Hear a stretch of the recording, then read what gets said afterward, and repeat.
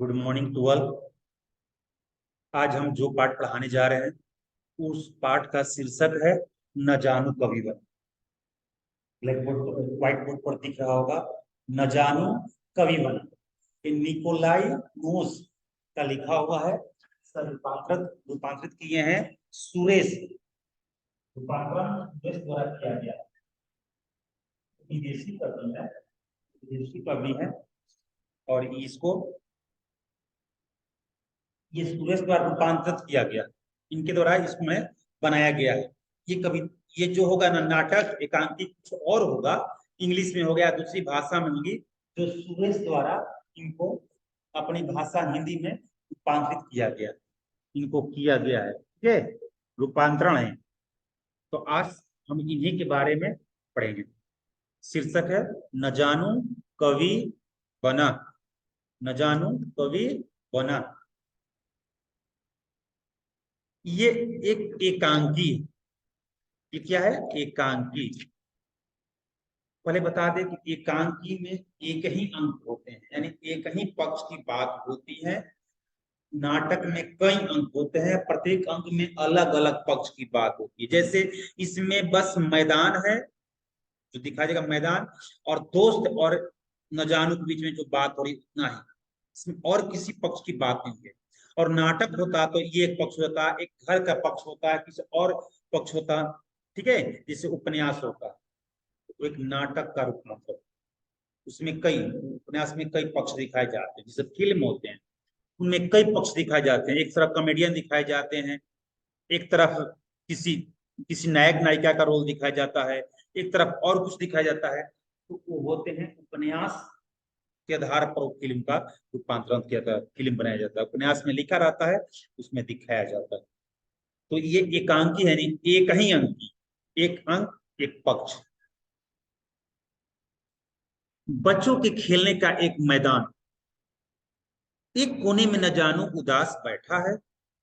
उसके मित्र अपने खिलौने लेकर वहीं आते। न जानू खेलने का मैदान है, उसी मैदान के एक कोने में न जानू चुपचाप बैठा हुआ है। न जानू चुपचाप उदास बैठा हुआ है। बच्चे अपने अपने खिलौने लेकर आते हैं उसके पास में, न जानू के पास में आते हैं। मोटू, उसमें से मोटू बोलता है, अरे न जानू वहां क्यों बैठे हो? छोटू, आओ हम लोग नदी पहाड़ खेलेंगे। मोटू बोला कि अरे न जानू वहां क्यों बैठे हो?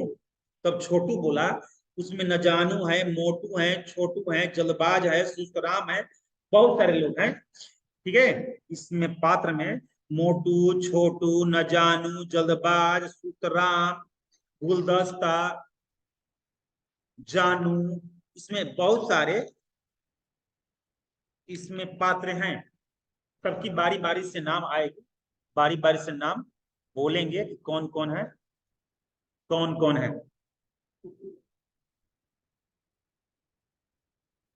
बारी बारी से नाम बोलेंगे। ठीक है,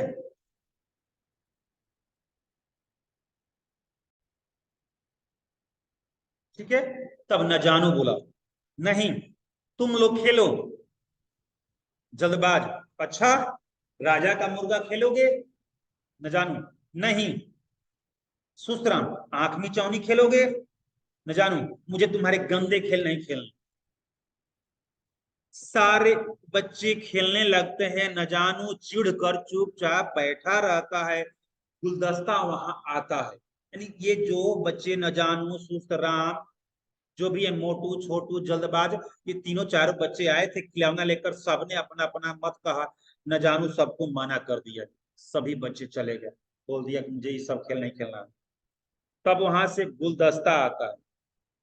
गुलदस्ता, न जानू, ओ न जानू वहां चुपचाप क्यों बैठे हो, खेलोगे नहीं? गुलदस्ता यार बोला, ओ न जानू वहां क्यों चुपचाप बैठे हो, खेलोगे नहीं? न जानू, नहीं मेरा मन खेल में नहीं लगता, मैं बड़ा कलाकार बनना चाहता हूँ।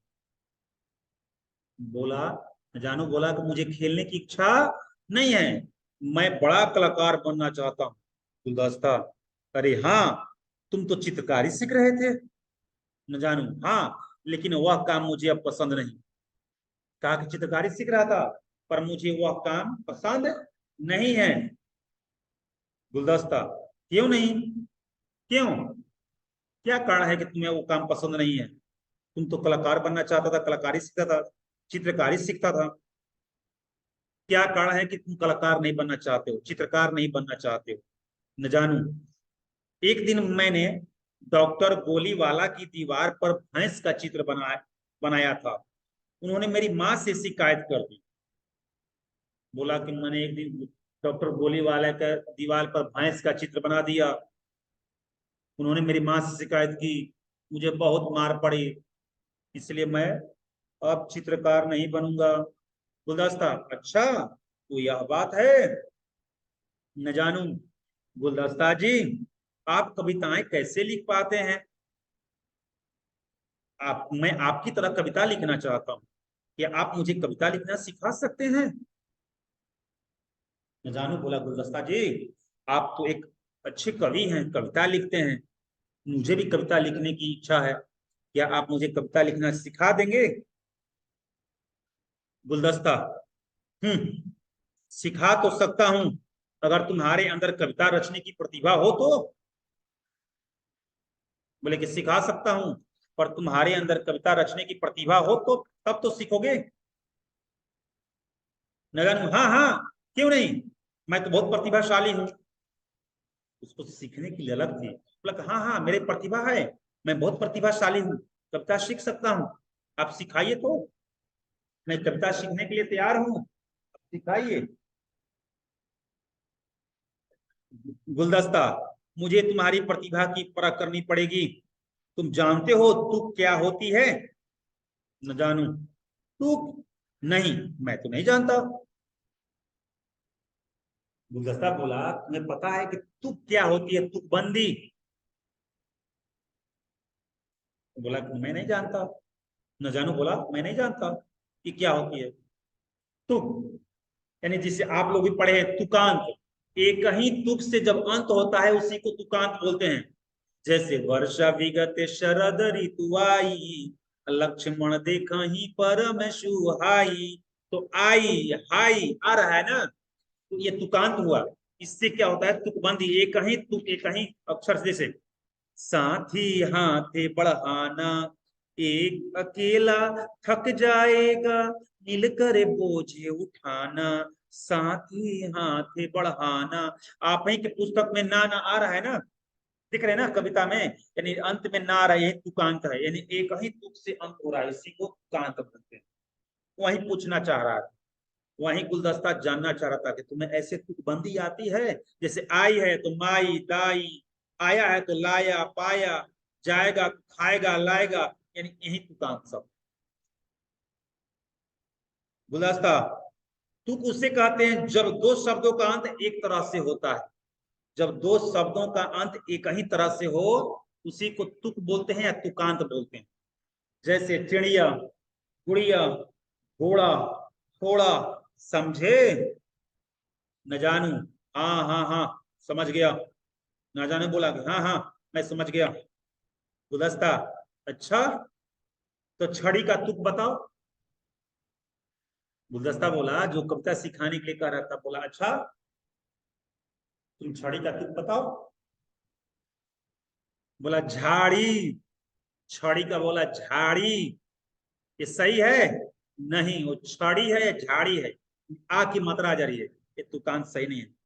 ये कैसी तुक है, छड़ी या झाड़ी? इन शब्दों से तुक नहीं बनती, ऐसे नहीं। छड़ी का झड़ी, छड़ी, घड़ी, घड़ी हो सकता है। छड़ी का, छड़ी का घड़ी हो सकता है, घड़ी, लेकिन झाड़ी नहीं होगा। न जानू, वाह, क्यों नहीं बनती? इसका अंत तो एक ही तरह से होता है। गुलदस्ता, मगर कविता रचने के लिए इतना ही काफी नहीं है, यह जरूरी है कि शब्द एक ही तरह के हों और कविता का जोड़ बैठ सके। लो सुनो, छड़ी, घड़ी, हट्टी, खट्टी, निशाब, किताब। अच्छा, अब सोंटा शब्द का तुक बताओ।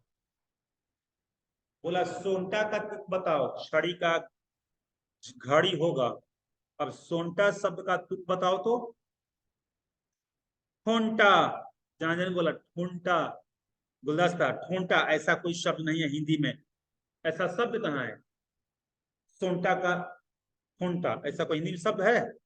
नहीं है, ऐसा हिंदी में शब्द ही नहीं है। अच्छा, तो उल्ठोंटा, बोला कि उल्ठोंटा, बोला कि ऐसा भी हिंदी में शब्द नहीं है। गुलदस्ता, तुम मुझे बुद्धू बना रहे हो, इस तरह कोई शब्द नहीं होता। सुनो, अगर कविता करनी है तो ऐसा शब्द चुनना चाहिए जिसे सब समझते हो, न जानू यानी सार्थक शब्द हो। कविता निरर्थक शब्द से बनाएंगे तो उस कविता का अर्थ ही नहीं निकलेगा।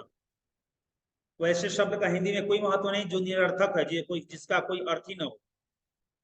ठीक है, न जानू।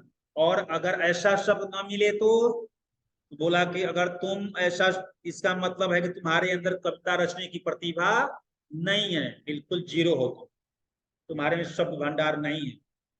अगर शब्दों की तुकबंदी नहीं आती है, तुम्हें शब्द की लड़ी बनाने नहीं आती है, तुकबंदी बनाने नहीं आती है, तो तुम अच्छे कवि नहीं बनोगे, कविता पाठ नहीं लिख पाओगे, नहीं कर पाओगे। तो तुम खुद ही सोंटा का तुक बताओ। गुलदस्ता काफी देर तक सोचता रहा, सिर खुजाता रहा। अब गुलदस्ता सोंटा पूछ दिया झट से, और उसी को इसका तुक नहीं आ रहा था। गुलदस्ता झोंटा, कोंटा, खूंटा, उफ उफ, इस शब्द को क्या हो गया, इसकी कोई तुक ही नहीं है। न जानू बोला, देखा, खुद नहीं ऐसा शब्द लिया जिसकी कोई तुक नहीं है, उस पर कहते हो कि मुझ में प्रतिभा, कविता रचने की प्रतिभा नहीं है। तुम्हारा ही शब्द तुम्हें पता नहीं है, उसका तुकबंदी नहीं कर पाते हो, और तुम मुझसे बोलते हो कि कविता रचने की प्रतिभा नहीं है। गुलदस्ता, अच्छा अच्छा, प्रतिभा है, बस मेरा तो सिर दर्द करने लगा। इस तरह की कविताएं लिखो जिनका कोई अर्थ हो। बोला कि इस तरह कविताएं लिखो जिसका कोई अर्थ हो। न जानू, इसका मतलब यह बहुत काम आसान है। बोला कि यह काम बहुत आसान है।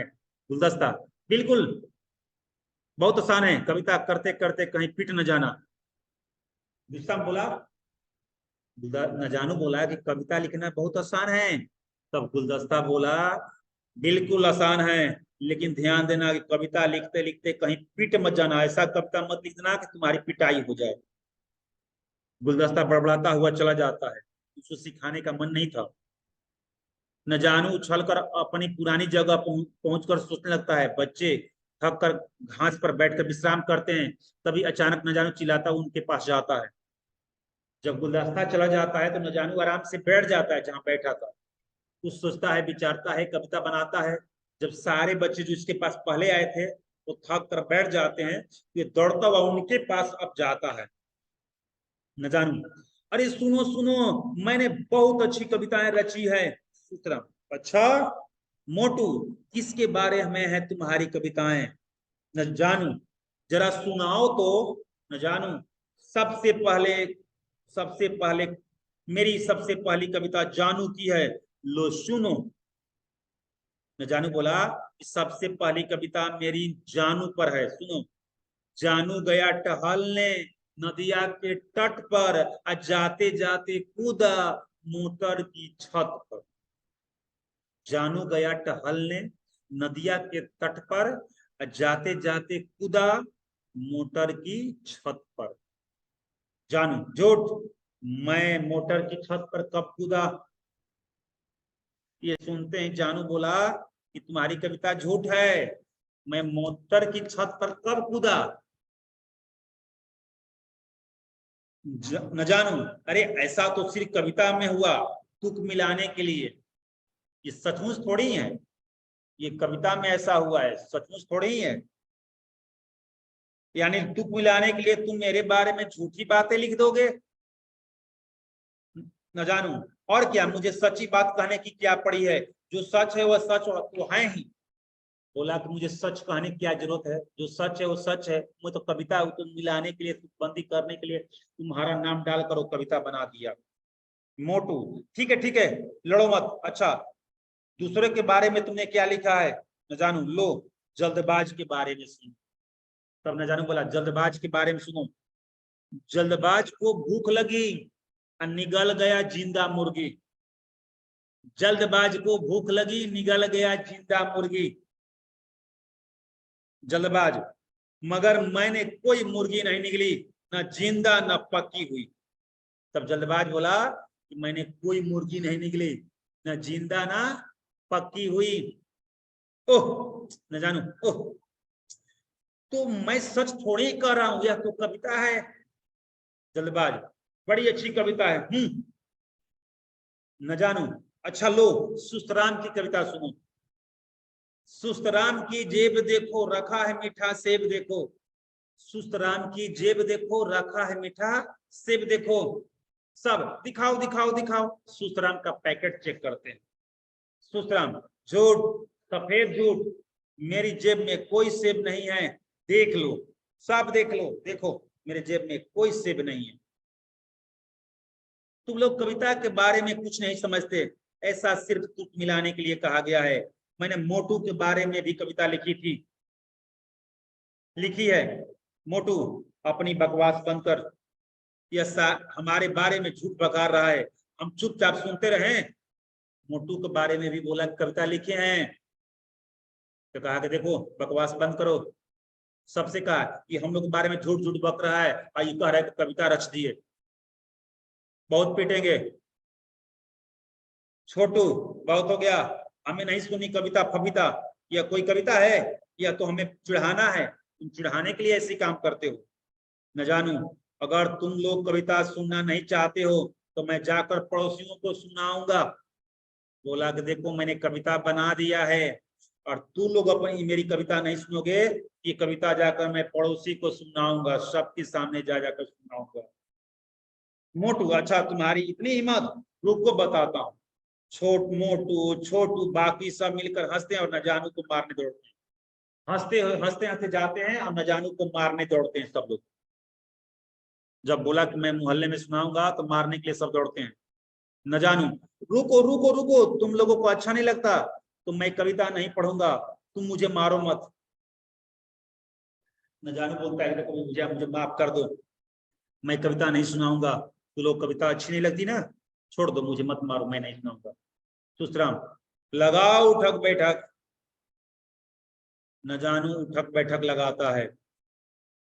जल्दबाज बोलता है बोलो, जल्दबाज उससे कबूल करवाता है, बोलो मैं। न जानू, मैं। छोटू, अब कभी। न जानू, अब कभी। मोटू, कविता। न जानू, कविता। सब, नहीं पढ़ूंगा। न जानू, नहीं पढ़ूंगा। सब कहलाता है कि बोलो कि अब कभी मैं कविता नहीं पढ़ूंगा, ऐसी कविता नहीं सुनाऊंगा।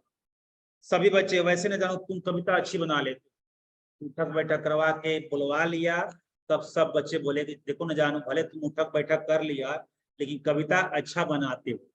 न जानू आश्चर्य से, हैं तुम्हें मेरी कविताएं अच्छी लगी? सभी बच्चे, हाँ, तुम हमें भी कविता बनाना सिखाओगे? न जानू शरारत भरे अंदाज में मुस्कुराते हुए, क्यों नहीं क्यों नहीं, मगर उससे पहले तुम सभी को उठक बैठक लगानी होगी। सभी बच्चे उठक बैठक लगाते हैं और पर्दा गिर जाता है और नाटक, ये एकांकी समाप्त हो जाती है। तो एकांकी कैसी लगी आप लोग बताएंगे, ठीक है। निकोलाई नोश, इसका रूपांतर ये सुरेश जी ने किया है, ठीक है।